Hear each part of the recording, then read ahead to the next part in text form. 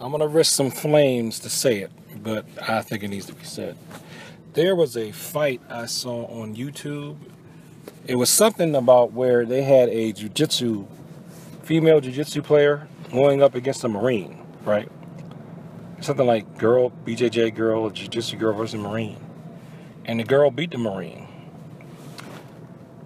Now, I say this because I am technically a grappler too, so don't act like, you don't know what he's talking about. I know it's just Taekwondo in his username. So, and I don't claim to be the best grappler in the world, okay? And all my stuff's local level.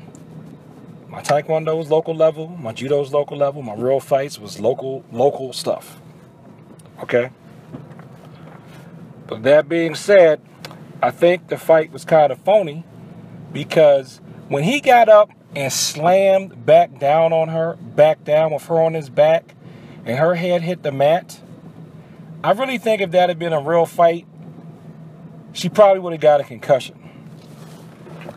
Now, if he did that on hard ground or concrete, if he got up and bam, fell back on somebody, and got up and bam, slammed somebody like that again, I think it would have given her a concussion. She probably would have got knocked out, or it probably would have killed her. See, that's the one thing where sports matches are phony and give you a false sense of confidence. Because that padding, when you get thrown, this is something a lot of people miss out on when it comes to like judo, especially.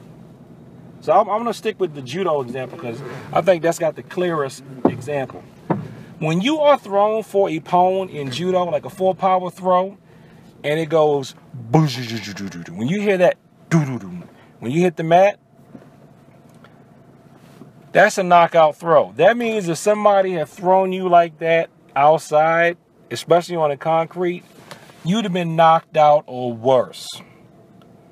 Wazari, you probably would have been stunned for a bit. You know, Yuko, maybe Yuko probably wouldn't be good. But when you're thrown hard on a competition mat, you can get back up. That's what that padding is for. It's for protection.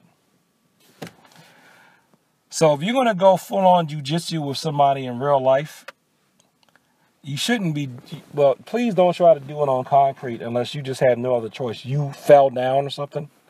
But you better hope that you're doing it on some grass that's forgiving. Because I think if he slammed that girl a couple of times like that on like a concrete surface, especially hitting the back of her head like it did, she might have been out or she might have died. Because I'll tell you one thing, in one of the few real fights that I was in,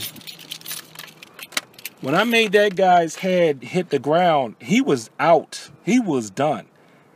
When his head hit the ground from the same height as that Marine slammed that girl. And I made the back of his head hit the ground. I'm not going to say how. I made the back of his head hit the ground. He wasn't moving. If I wanted to, I probably could have killed that guy. But quite frankly, I got scared and I panicked. And I stopped. Because dude was out. It wasn't no big, ooh, I'm tough. I was like, oh my God, my life is over. I've accidentally killed someone. So that's the thing, you know, we do these rear naked chokes and things like that.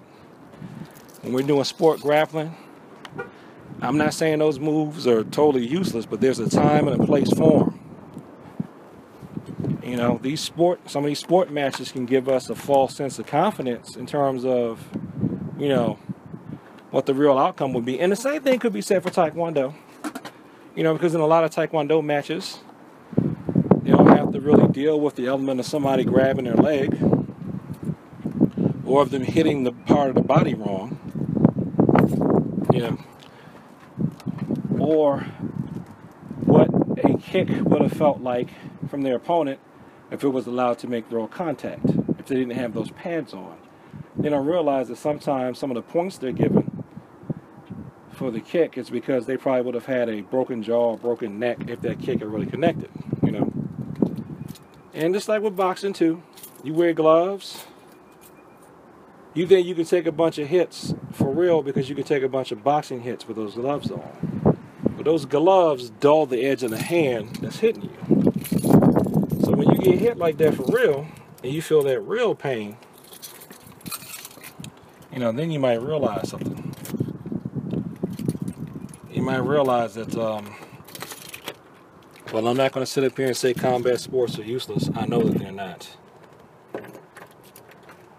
There's no substitute. There's the only thing that's real, that's a real fight, is a real fight.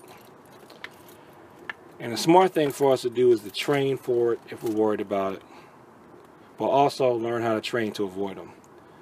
But you know what I want to say is, don't think that just because something goes one way in a ring, that will automatically go that way for real.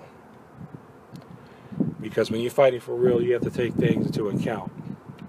Like the environment that you're fighting in or that you're fighting on. And that's all I have to say about that.